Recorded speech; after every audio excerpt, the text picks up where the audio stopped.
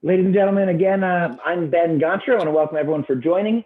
It looks like we have about 60, 70 participants so far, and we're still a few minutes early, so we're in good shape. We're going to go ahead and wait a few more minutes. In the meantime, while you're here, if you have questions to share, by all means, please go ahead and put them into the chat. We're going to do our best to address everyone's questions. Rabbi Berg, how are you? Good. How are you, Rabbi Gontra? Fantastic. Thank you for joining us. My pleasure, my honor.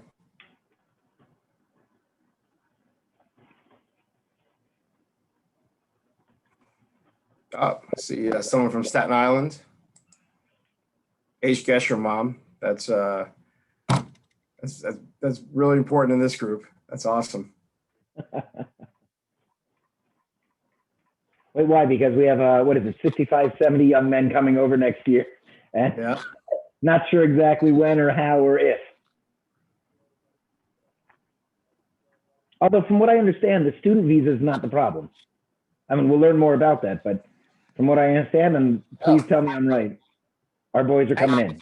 Thankfully, well, we'll hear from the expert here, but I will tell you, I've looked out my window, my office, I've seen a lot more buses and tour groups at the hotel. Certainly, they haven't been there all year.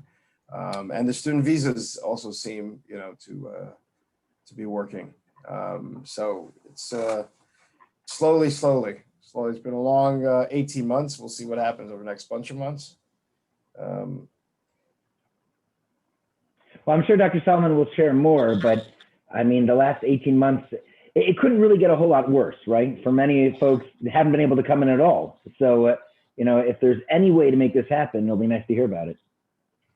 It is the pain of Jews around the world is palpable in not being able to get back to Israel and come to Israel, and everyone understands, and but it's painful. It's really painful, and if Aish can help, kind of contribute to helping folks out in terms of getting back, it's our honor.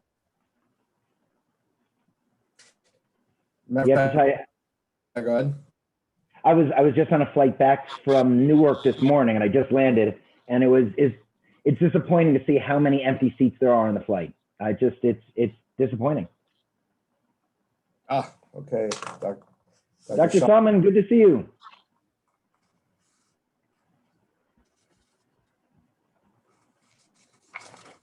Everybody, if you're just joining us, my name is Rabbi Gontra. I'm joined by Rabbi Steve Berg. We're going to start in just a few more minutes. Very inspired by those who've logged on early, not always the practice here in Israel. So we're going to give it another 3-4 minutes just to wait for everyone else. We had over 400 people sign up for this webinar, which is really, to me, I don't know, Rabbi Berg, but I interpret that as this burning desire to get back into Israel at all costs and whatever can be done. So I don't think we're going to wait for 400, but we'll wait for a few more minutes if that's all right. Hi, I'm here. Hi, Dr.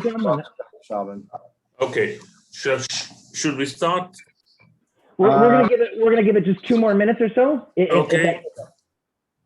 I need to cut out 6 shops. Hope we'll make it on time, and absolutely. Dr. Salmon, thank you for joining us. It's a real honor to be able to have you. Mm-hmm. I think I would give a short introduction of what's happening, and then we'll open the stage for questions, and I'll try to answer as much as I can. I don't have for everything, but yeah, we'll see.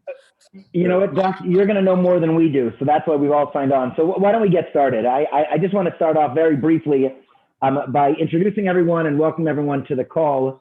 A few months ago, Aish started doing these exclusive webinars. We had one with Dr. Avivi to talk about the situation in Israel, and plenty more of these coming on. But right now, the burning question coming out of Jews all over the world is how, when, and if can I get back home to Eretz Yisrael for the summer, for the Chagim, for whenever that is. And we felt the best way we could do that, instead of pontificating and making up answers, would be to go right to you, Dr. Salmon, and ask for whatever insider, whatever direct information you can share with the rest of us.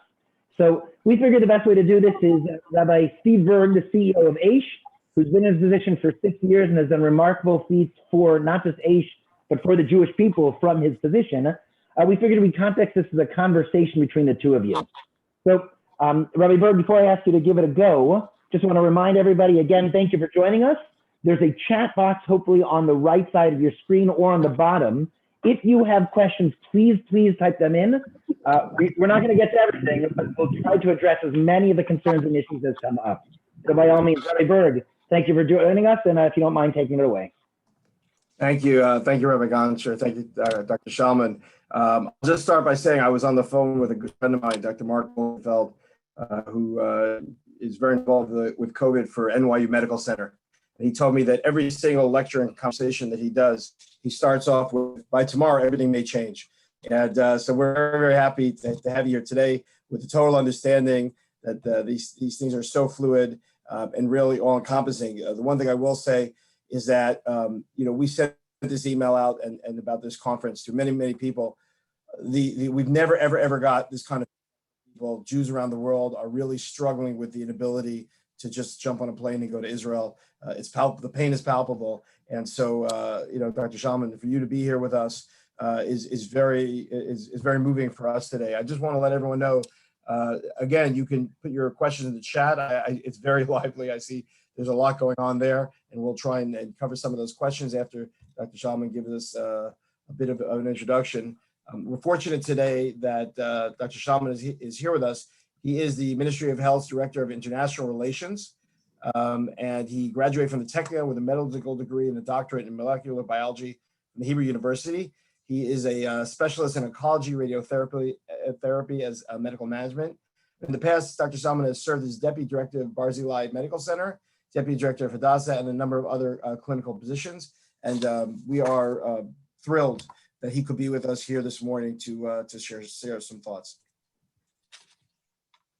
Thank you, Rabbi Berg. That's a pleasure being here. I wish we would have this conversation 3 weeks ago. I would be full of optimism, and I could speak in details about our program of opening individual visits to Israel, specifically for the American communities, but not only. Unfortunately, we are hitting bad reality. And the reality is that we are now experiencing a fourth wave. I know that people are still hesitating of talking in this sense, but I'm, for the last 2 days, talking in a clear voice and saying, yes, we are in a fourth wave. This wave is different.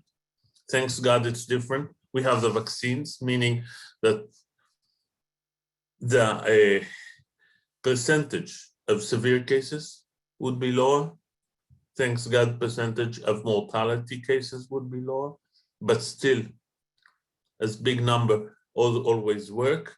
When we'll have enough cases, we'll have unfortunate severe cases, and unfortunately, we would suffer also from losses in life.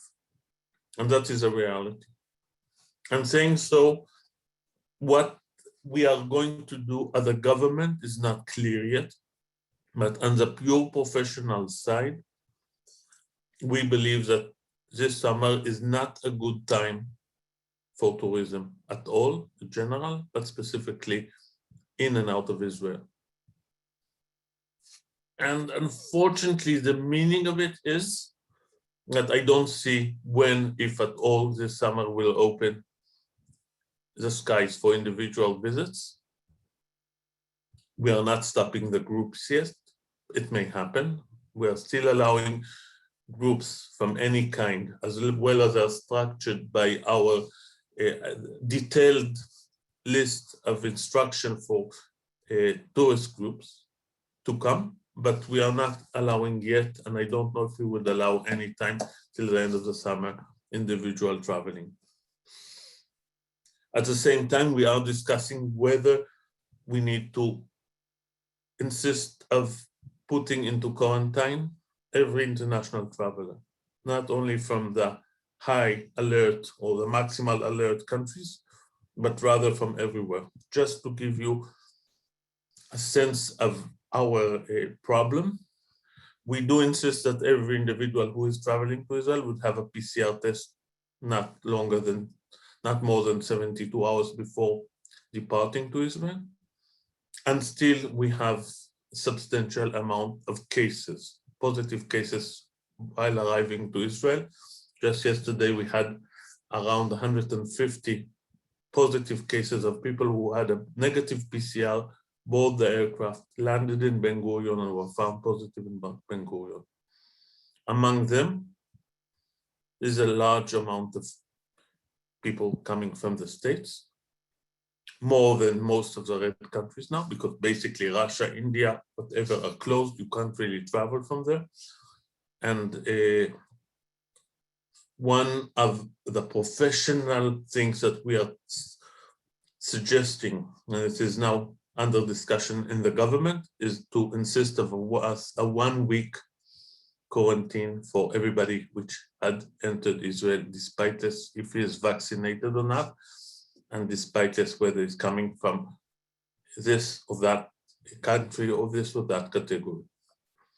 What would that mean? Most probably, that would put a heavy burden for unnecessary traveling, people that must travel to some family major event or some major business would travel and pay the price of a week of quarantine.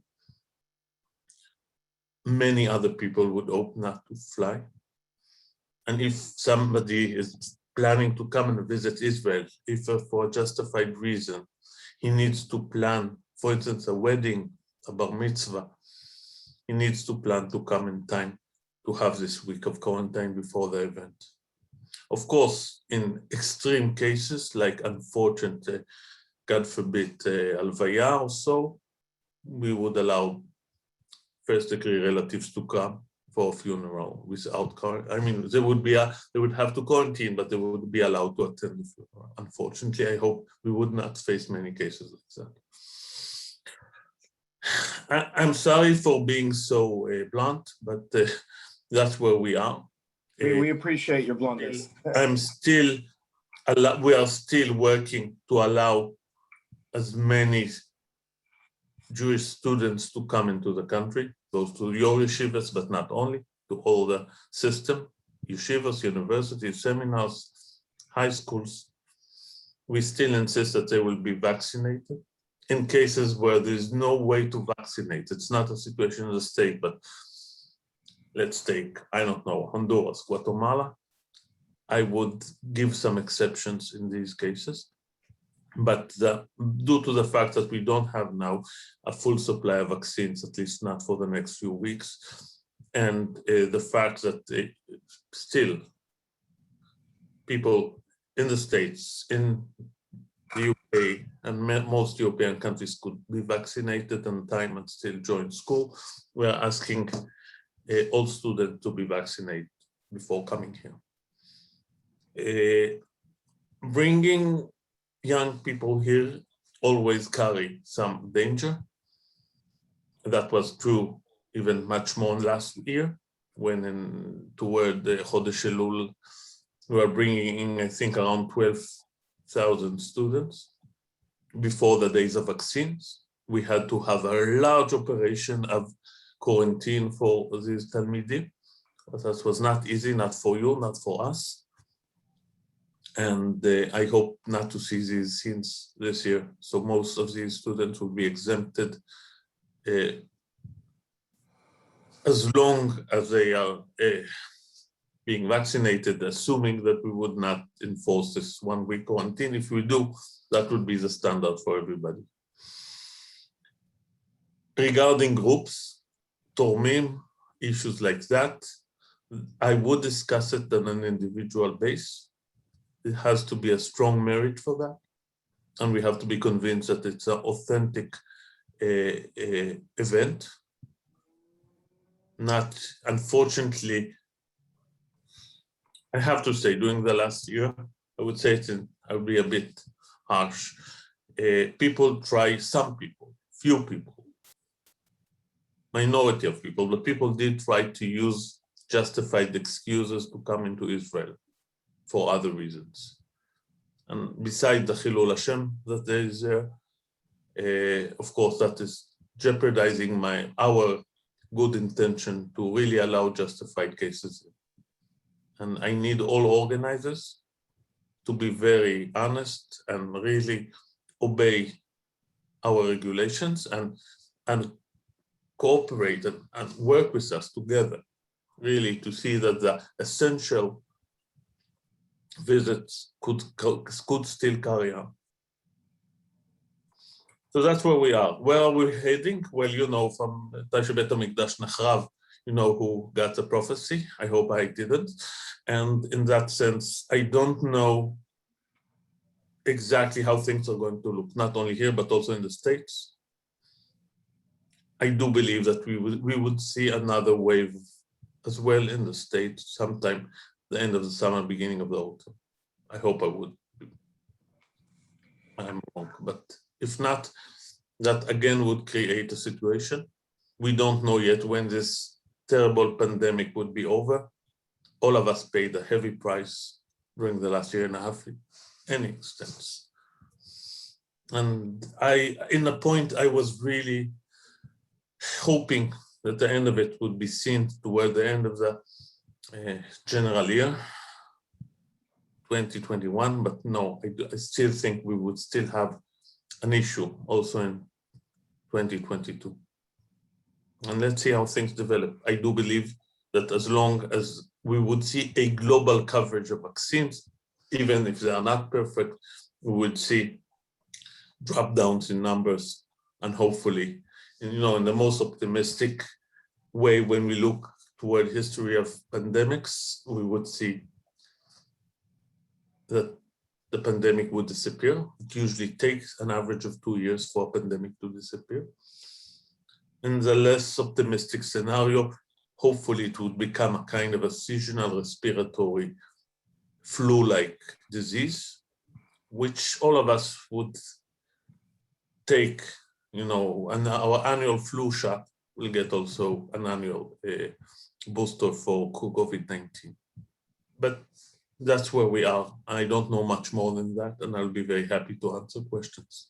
And thank you, Dr. Salmon. Can I ask just a lot of the chat has literally been going the entire time with a lot of technical questions. Could you just give us a scope? You know, one of the things people wonder are how are decisions made? You know, on the one hand, you have politicians involved, you have the medical community involved, you have a lot of people coming together as a community to really deal with this. Could you give us, you know, pull back the curtain a little bit and just walk us through a little bit how these decisions are made? Decisions are discussed at the Ministry of Health, both internally and with our expert committees. We have what we call the TSATAM, צוות טיפול במגפות, our team of handling pandemics. It's a national team. The majority of the members are not employees of the ministry, but are from academia or from other health systems. Then we have the advisory committee for the ministry regarding COVID-19. And we have our own discussions, as well as we do have a lot of dialogues with the world, with our colleagues all over, including, of course, the states, both federal and state authorities. We, at that point, usually create a list of recommendations. These recommendations are preliminarily discussed with the relevant ministries and with our National Security Council. And then it is presented to the COVID-19 cabinet of the government, which is actually just this minute now is discussing both issues like the Green Pass, reintroduction of the Green Pass, as well as issues related to international traveling at this minute exactly. So the cabinet is constructed from ministers from different fields. Some of them are more active against COVID-19. Some of them are pushing for other interests like tourism, like economy, like education. It is not an easy task to pass as COVID-19 cabinet. We were not always successful. We were not very successful last week. And I'm not sure today there will be a major change due to some diversities and discussion inside. The problem is that what happens usually that we analyze the situation in the weeks before, and it takes another week to conclude and to construct recommendation, and then it take another week to come to the cabinet. And usually, even if the cabinet decides for, they would put it in action in a week later. So usually we take steps sometimes 6-7 weeks after the phenomenon had started, and that is a big problem in systems like that. If I could touch some points, for instance, the beginning of this pandemic, when it was clear during the first week of March that we have multiple cases coming from New York. And it took us much too long. At that time, too long meaning only 2 weeks delay. Right. To seal the skies, at least partially seal the skies. At that point, 70% of the cases came from New York, the rest came from London and Paris, few came from Italy. That was a story. And if we would react earlier, that doesn't mean, that we would not have COVID. We would certainly have COVID like everywhere else on Earth, but we would respond better at that time. Same with the UK variant.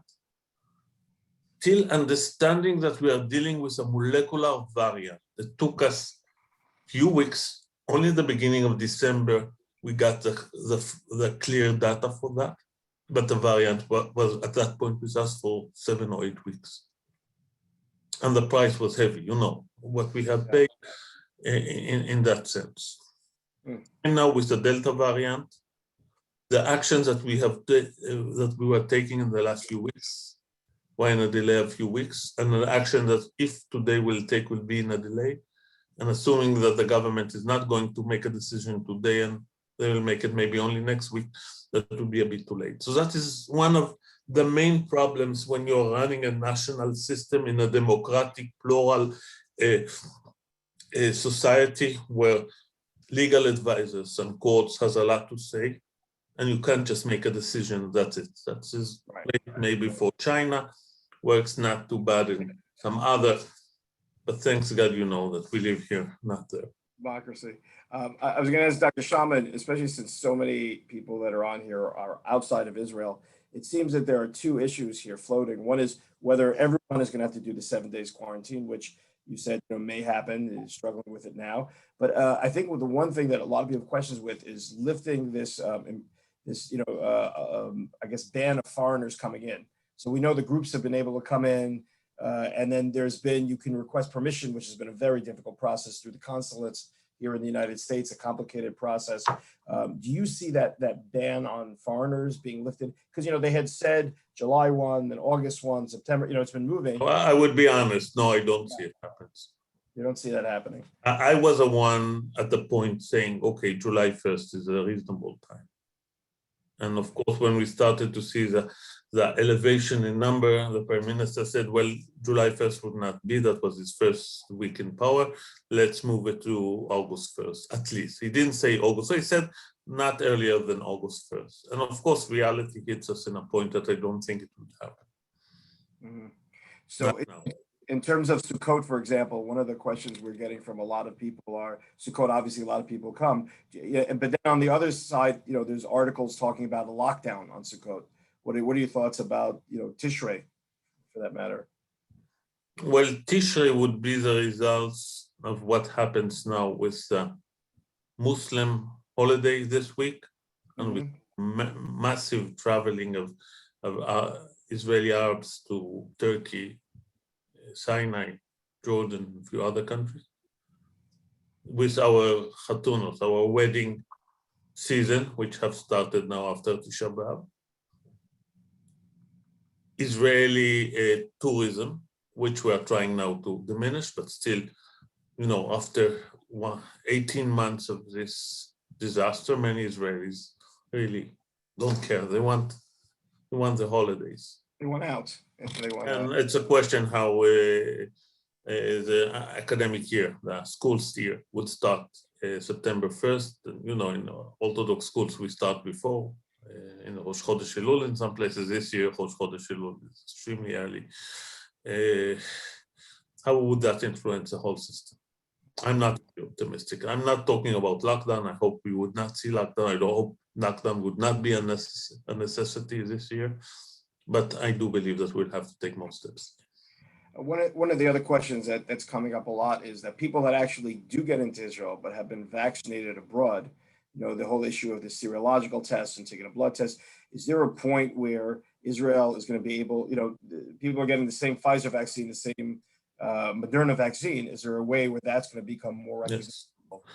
In that point, I think we have to be more liberal. And in a point when we'd allow individual traveling, we would also lift the need of serology. And many countries are standardizing their documents, their certificates. Unfortunately, in a state, most certificates still are handwritten, which makes things complicated. But for instance, the state of New York have now a digital QR certificate, which is great. I understand that also other states are following, and I do understand that many organizations, like some aviation companies, are now offering a validated certificate. So I think we'll have a solution, and we would exempt the need of serology. Another question that's coming up a lot, and I think you touched on it earlier, about the influx of American students. We know Aish last year how difficult it was bringing everyone in. Do you see, with everyone coming now, because as you said, Elul is so early, are all the students going to be able to come in? At this point, I'm not banning it or stopping it or diminishing it. The only thing I request that students would come vaccinated. Okay. Otherwise, we would allow all of them to come in. Right, and whatever, and then just depending on what the quarantine rules are, I guess. Yes. Also, if it would be a universal, kind of. Right. So whatever it was would apply. They would have to quarantine for 1 week. Dr. Salmon, I have to tell you, you started off to saying that 3 weeks ago would have been a better time for this conference because you would have been more optimistic and more hopeful about where we're headed. Although that would have been more fun for all of us present, the reality is you are absolutely addressing most of the questions that are coming up. So look, I mean, just in real quick, rapid fire, an individual tourist who says, I haven't been to Israel in a year and a half, I want to come in August, yes or no? No. Okay. Somebody who's got family, who's having a child or getting married, yes or no? Yes. Okay. God forbid somebody has a close relative who passed away, but not necessarily, one of the 7 Karovim, but, an uncle who passed away. No. Okay. This is great. I'm going to keep going. I'm just trying to read through as many. Thank you. Rabbi Gontra is summing up like 300 questions in the chat. All right. Well, I'm going to keep going, Dr. Salmon, because this is what everyone's speaking. Let's say I own a house. And, I'm an American citizen, but I haven't gotten back to see if the electricity is still going. Yes or no? No. Okay. Let's say I'm an Israeli citizen living in America, and I haven't been back in 4 or 5 years. Well, you're welcome in. Citizens are allowed always in. I wish I could stop it, but no, I can't by law, and Israelis are always welcome home, and I don't have any legal mean of stopping. I just want to. Can I jump in for a question? I got a quick question just along those lines. Hold on, just 1 second. I just want to underscore that what Dr. Salmon, what you're saying very clearly is that's how grave the situation is. That even Israelis, if we had the powers here to say, look, it's safer for you not to come in, you would do so. And so look what Australia is doing. Look what unbelievably Australia is sending Australians back home. They have to have a date for a hotel and quarantine, not at home, but at a hotel until they have a date. Sometimes it takes weeks to get a date. They are stuck out of the country. So we are not as extreme as that. So Rabbi Berg, I'm sorry to cut you off. I just wanted to make sure that of the 200 or so participants, the 200 or so participants, I imagine most are not Israeli citizens. And so maybe it's comforting hearing that we're all in the same boat, so to speak, that this is an unfortunate reality for everybody. Rabbi Berg, you were going to ask a question. I was, just Dr. Salmon was talking before in terms of students coming in and making sure no one plays games with the system, which is massively important. I was going to ask just in terms of groups, the groups coming in now and those things, because we're Aish, we do a lot of touring groups, stuff like that. So number one, just in terms of your thoughts of whether that's going to continue. And number two, just in terms of the groups coming, in terms of them being together or separating, what are the laws? There are clear regulations, which I was part of writing them down. And we are talking about real groups, not a 30 good people which are communing together just to get in and then, go and see the families. No, the idea is groups which are homogeneous, stay together with the same guide, same bus, and the same group for the whole time. If we would find, fake groups, that would jeopardize the whole project. Now, I have to mention that the group system at this point is not being changed. But of course, if there would be a decision that everybody must quarantine for a week, that would be a major problem, also for groups. I mean, nobody would come here for 2 weeks while he needs to stay at the hotel for a week, not even leave his room. That's the issue with Sukkot. That's what we're hearing from a lot of people. If you have to quarantine for 7 days, you kind of miss the whole holiday. Yeah, of course. How could you make a quarantine in a sukkah? You need your own personal sukkah. It's interesting, Dr. Salmon, typically over Sukkot, Aish does a donor's mission to the old city to spend Sukkot together. Not very optimistic about that this year. I mean, I think that you're right. There's a lot to think about in terms of whether we can pull it off and whether there'll even be interest in terms if we could. The reality is we might all have to quarantine for 7 days somewhere, and that doesn't seem realistic. I guess so. And I have to say a point which I'm not happy to say, but it's realistic. If numbers would still continue on rising here, many countries would close Israel. Interesting. Next week we'll see European Union recommendation about it. And I don't know what would be with the states. Let's see. Okay. Is that part of what goes into making a decision in terms of realizing you get past a certain number and how others countries, or is it just really what's good for Israel? No, we're looking what's good for Israel. I don't care about other countries, but the reality is that I don't know what the states would do, but France, for instance, shut down Israel or whatever. To shut down, you just need to announce that you need 7 or 10 or 14 days quarantine. When you are back, many people would not travel. Right. In terms of the quarantine, obviously in the past, one of the famous things in the last year were the quarantine hotels. But are we talking, if people are coming in 7-day quarantine, can they go into apartment? Can they go into hotel? Like, obviously the quarantine hotels, as far as I understand it, don't exist anymore. Will they be brought back in that case? They do exist in a small scale. We are using them for people that don't have the proper means to quarantine at home. And we are using them for foreign citizens coming from the highest alert category. So, for instance, if I would allow in from any reason somebody from Uzbekistan or from Russia, which hardly happens, I would still insist that you would spend a week in the hotel. So, Dr. Salmon, just to be very clear, I mean, we could do the rapid fire again, but I think each unique situation is, I guess, a unique answer. But somebody who's willing to come and run the risk of staying in quarantine for 7 days, do they need special permission or allowance, or any tourist? Yes, they do. Oh, so please elaborate. If they are foreign citizens, they need. I'm sorry? If they are foreign citizens, they need. And looking into reality, it's very clear for me, when somebody is coming to visit the family, the chances that he would stick strictly to the quarantine rules is low. We know where we live. We know our people. Dr. Salmon, I'm originally born in Omaha, Nebraska. That's where I'm from. We had a saying back there, which is, it's not our first rodeo, right? I mean, it's not your first time. No. When the teacher knows all the tricks of the students, the teacher has to do what's right for the students.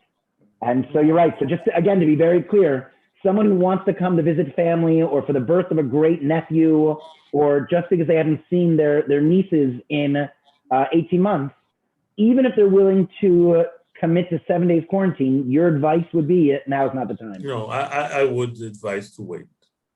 This wave is going to vanish. Hopefully, we would be somehow in a better place in a few months. I don't know.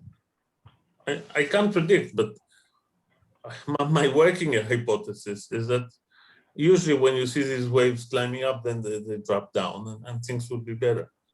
And again, I do hope, as long as we see how the global vaccination project running ahead, that things would be better on a global scale, meaning less new variants, and if we have less new variants, maybe things would stabilize in the sense of we'll be able to travel again. Well, take myself, I think for the last 20 years, it wasn't a single year that I didn't visit the States at least once. And now I'm more than 2 years from my last visit. I have family, I have my auntie, my cousins.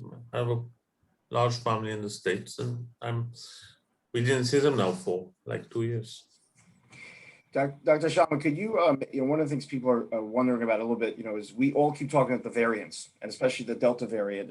Could you maybe just give us a little background? Obviously, everyone's focused on the Delta variant and why this has suddenly become, all of a sudden, such a major issue. Well, the Delta variant creates few unfortunate phenomena. So the first one is that it seems to be more virulent, meaning more infectious. So you get infected easier, quicker. Then it seems that it does infect young people, much more than the original Wuhan variant. And then it seems to overcome the vaccine in higher numbers than the previous versions that we have seen.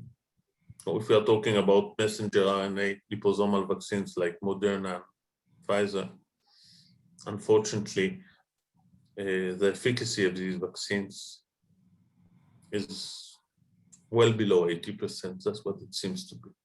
When we have linked that with the original version, as well as with the UK version, even the South African version, still efficacy was around 90-95%.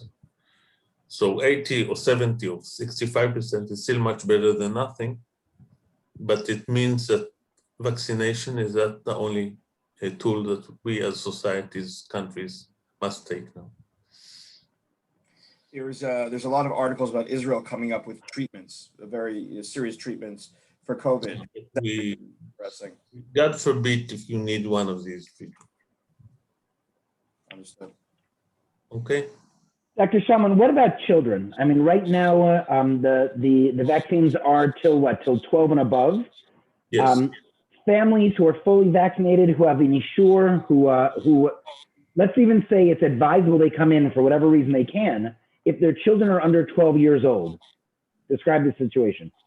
Usually we would not allow children in. The only exception that we did last week was to allow really babies, so till 1 year old, because mothers are breastfeeding and doesn't make sense if unfortunately a mother has a funeral and she needs to bring the child, which is fed by breastfeeding. Of course, that makes sense. So we'll get this exemption for children till the age of 1 year old. We would not allow at this point other children, unless, of course, some extraordinary humanitarian issues. We really hope that both the companies would provide data and the regulation authorities, FDA, EMA, would come with recommendation allowing vaccinating young children between 1 to 15 and to 12, sorry, and that would be, I think, an important step.